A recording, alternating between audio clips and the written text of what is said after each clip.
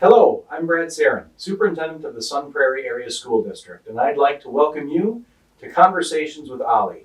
I have with me today, again, Mr. Ollie Berge, who was the Superintendent in the Sun Prairie Area School District from 1962 to 1975, a golden age, a storied reputation of more than 12 promissory notes. And, and today we're going to talk to Mr. Ollie Berge about the story of how Westside and Eastside Elementaries came to be. Welcome, Mr. Berge. Well, I'm glad to be back, Brad. I hope I can answer some of your questions today. I didn't have a chance to study them over the weekend. I was watching football games.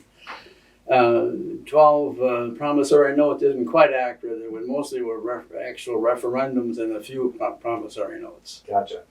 Well, the background here with Ollie and I is that for the last 4 years or so, we meet and we have breakfast, and over some pancakes, Ollie started to tell me some stories, and I realized right away that I wanted them on camera. So thank you for joining me. Today's the story of East Side and West Side. So I think the beginning of it involved you driving around town with a number of principals locating land.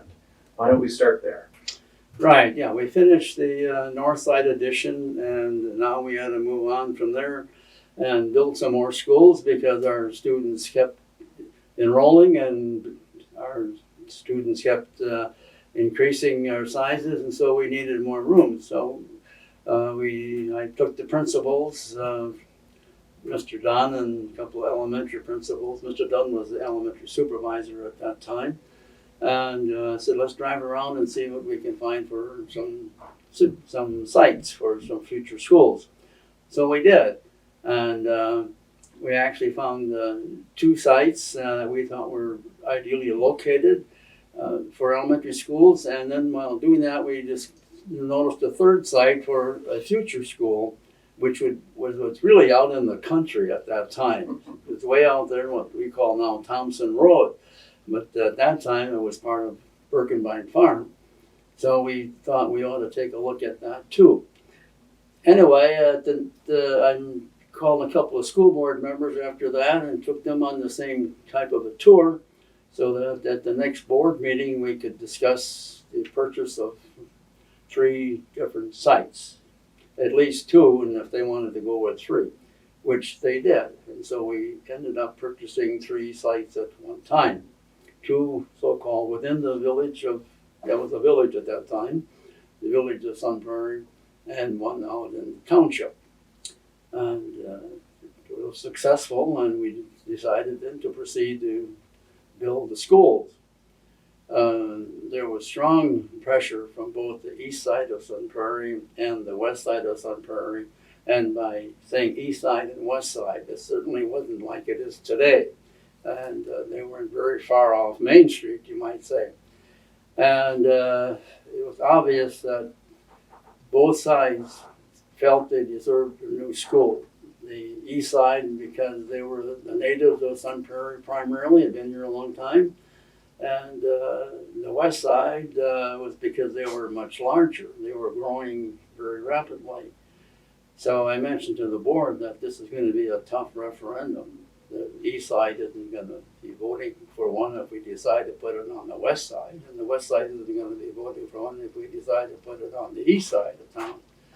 So why don't we build 2 half schools? Well, that kind of caught everybody by surprise, I guess, whoever builds half schools.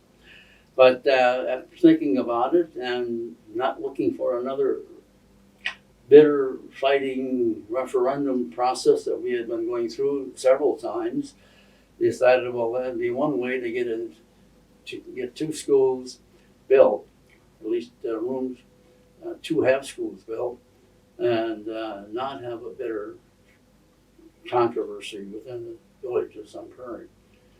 So we designed the schools so that they would be identical. They were rectangular schools. They would have 8 classrooms. I think they had 7 classrooms in the kindergarten room down one side, and then in the back we had the furnace rooms and the gymnasium and the cafeteria. and for each one. So you had an L-shaped school. And the referendum passed very easily, and so we could proceed to do that. Unfortunately, when the bids came in, though, the bids were much higher than the estimate. Mm-hmm. And so that stopped the process again. Now you got to start looking at costs and how you're going to cut that down. Well, the back of the school had the boiler rooms, and each school had 2 large boilers to cover the whole school and this and that. But we're only building a half a school, so we took out 1 boiler out of each building and things like that, and that was some $30,000 or $40,000 I guess we saved, and we did a few other things. The school to bring the cost down, so we got it down so we could go ahead and proceed with the buildings. So we built the half schools and had them ready within a year, and the next year they were filled. In fact, they were built for 250 students each, but I think each one had around 300 because we were Right away. Yeah, we were overcrowded already. I think you told me that at the time, kids from the west side of town were going to north side, and kids from the east side of town were being bused down to the south side, with some students going to what is now Prairie Phoenix Academy, but was then the junior high. Is that the story? Well, they were assigned to Southside. Assigned, They yes. weren't bused down. Mhm. We didn't have busing within the city. That's right. Yeah, so they had to make their own way. But there were some were going to Southside, but some of those kids were also going to rooms in the junior high Mm-hmm. Because you were just, on that side. you were overcrowded. Well, when they built the new high school, the high school was the so-called junior high. So the whole high school moved out of there to the new high school. So the junior high had rooms here and there. Mhm. It was old. That was built in 1931 or 2. I think government project, WPA project, which you probably don't know what that is, but this Wisconsin, it was the Workers' Progress Administration Sure. federal fund Mm-hmm. that helped build that school back in the early 1930s, so you see how old that is. But we did have some spare classrooms there, but then we also had another so-called promissory note project passed at a special district meeting and added several classrooms onto the junior high. And they took care of the rest of the Eastside school students. Gotcha. And so the junior high that you speak of is not even attached to our current Prairie Phoenix Academy. That part was demolished years ago, Yeah, correct? right. And so how did the transition go then, moving kids, reallocating kids out of south side, north side, and what was our junior high over to then east side and west side? Well, it wasn't hard to do for the east side because they were already there, in the area. So they welcomed the new school. They could just walk to their school in their area. The students over at west side, of course, they were primarily from Royal Oaks area. Mm-hmm. So they just simply stayed there. I mean, that was really the Royal Oaks West Side combination school. Mm-hmm. Many of the Royal Oaks school students were going to North Side Gotcha. as well. They were split between North Side and West Side Mhm. then. And both schools had, they were designed for 250 students, but they both had around 275 to 300 Sure. Yeah. at that time. Now, I understand when you were talking to me that as you were coping with the design, construction, and then the bidding process of both west side and east side, that you also had 2 pretty contentious lawsuits that the school district was dealing with too. Can you talk a little bit Yes. about the lawsuits that you were dealing with? Well, they were interesting. They were federal lawsuits. We had one was. One was. The civil rights lawsuit was federal, and back then schools were different. You didn't dress like you were going to church, but you were close to it. Let's say you came to school dressed up fairly well, Mhm. and Ma and Pa made sure that you were dressed up fairly well. Well, this one student came to school with his shirt out of his pants. Now that today sounds ridiculous. It was untucked. It was an untucked shirt. It was right in the dress code. It says that your shirt shall be in your trousers. Mm-hmm. Tucked in. And that's, I don't know how long they had that dress code. Probably a number of years.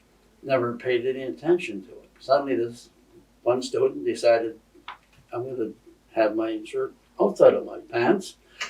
And so he was sent home. The principal of the high school, Mr. Shin, who was an excellent principal, by the way, I was very fortunate to have people as dedicated and strong as Kurt Shin was. Anyway, said, you have to have your shirt and your pants. That's the dress code. He was sent home. Well, his father's parents didn't agree with Mr. Shin, and which was unusual. At that time, parents strongly supported the school. The school was right and the parents were right. The students were wrong. I mean, that's kind of how it was. So anyway, the father then sued the school. He got a lawsuit saying that he could wear his shirt any way he wanted to. Well, 3 men came out from Chicago from the civil rights program, and I think we had 3 hearings. One was to gather the information, more or less. So they were here one night, and we had a meeting, and they tried to get all the information about the background. Then they go back to Chicago, and the next month we met again, and then that was to kind of more or less to have a hearing on the whole thing, and so forth. And we scheduled another one for another month. This took 3 months to do this. And so then they came back with their results. All seemed kind of silly to me, but who am I? Saying, why are we doing this for 3 months? So anyway, they came back and they said the federal law, civil rights law, is that he is violating the law.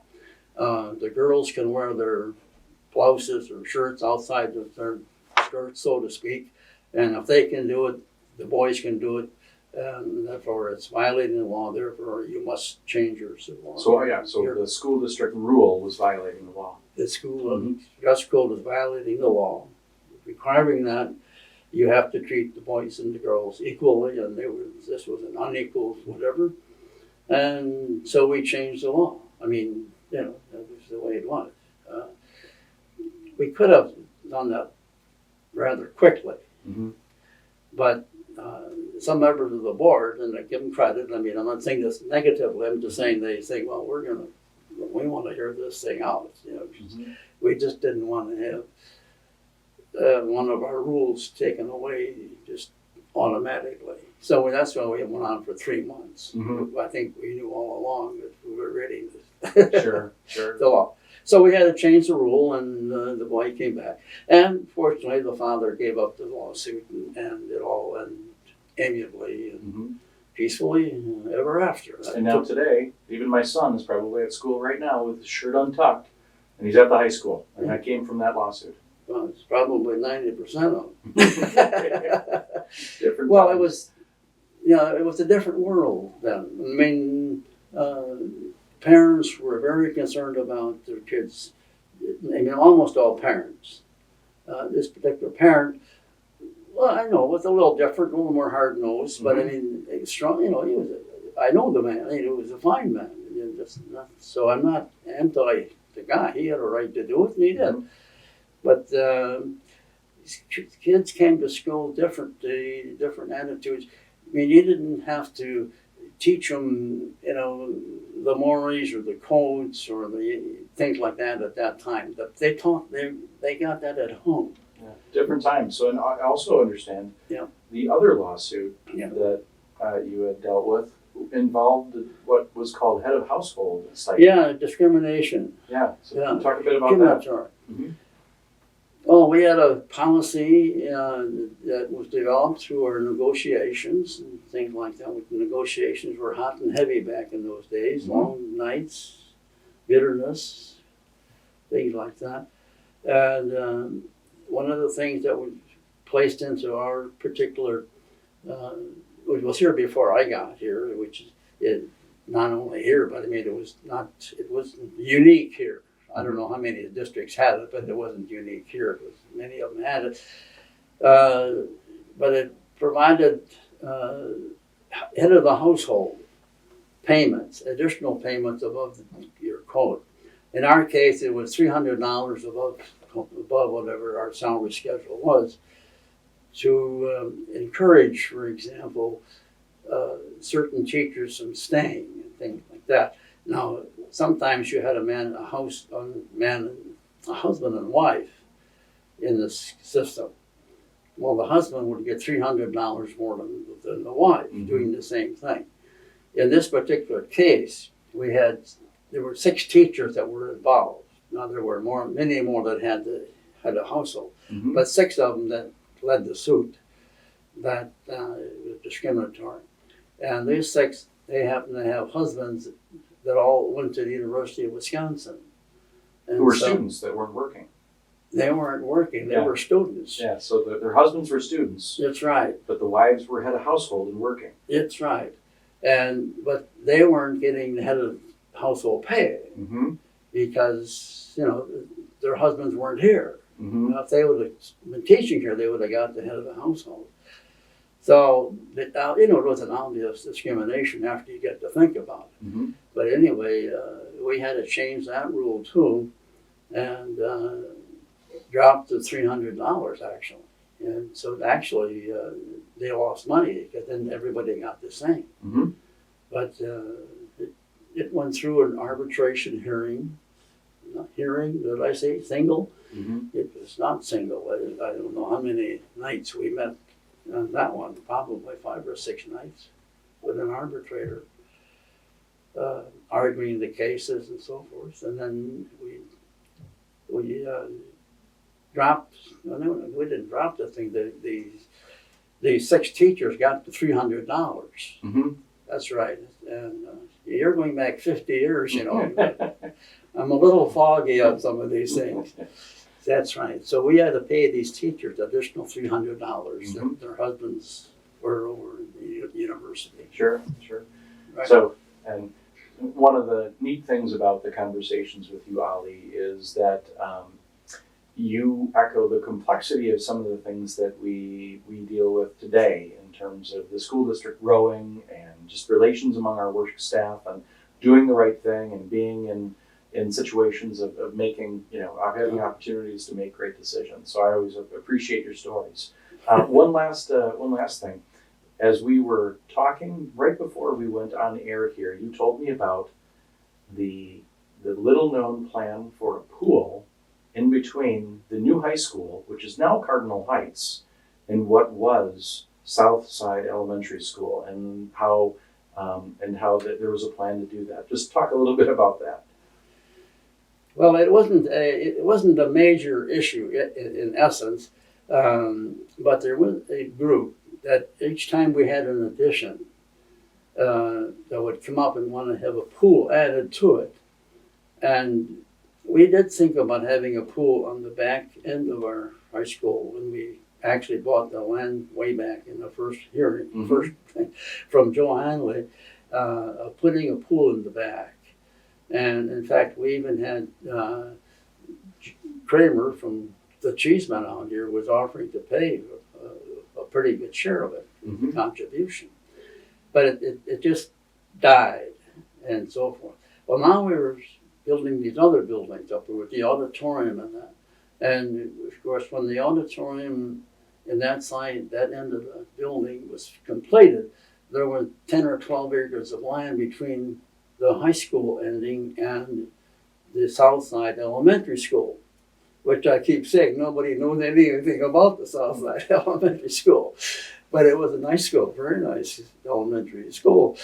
But so the same group that always kept promoting a pool came to the board and was requesting that the pool be considered somewhere in our next building thing. Well, between those 2 buildings was this space. And the gymnasium, which they built back then, which was a beautiful gymnasium, and everything was, all you could want. But that was built, for a high school of that size. And now, of course, the city has grown so much more that it was small. So it decided, well, why don't we put this gymnasium and a pool between the auditorium and Southside School. So we did have one designed quickly by the architects and set it up for a promissory note deal, and called for a special district meeting to do that. But it was voted down, and there wasn't. The pool people supported it strongly, but that was a small minority of the group. And I think most of the other people just felt, we were building enough and this and that. And at that time, we had the halves of the west side and east side finished, but now we were going to put down another half, of the west side. Mm-hmm. And so then this was like 2 years after the original. And so that was in the wind to do that. And we knew after that was finished, within a year or so, the rest of East Side would have to go. In the meantime, you're talking about adding a pool in the gym. It just kind of faded away. Sure. We voted, and everybody went away And satisfied. the residents of Sun Prairie would have to wait until just 13 years ago today to have a pool added to the new high school in town. So interesting. Right. Ollie, thank you for telling the story of East Side and West Side and a couple other tidbits of information. We always appreciate you coming out. So thank you for tuning in to Conversations with Ollie. The next one actually will be covering the story of Royal Oaks Elementary. Thank you.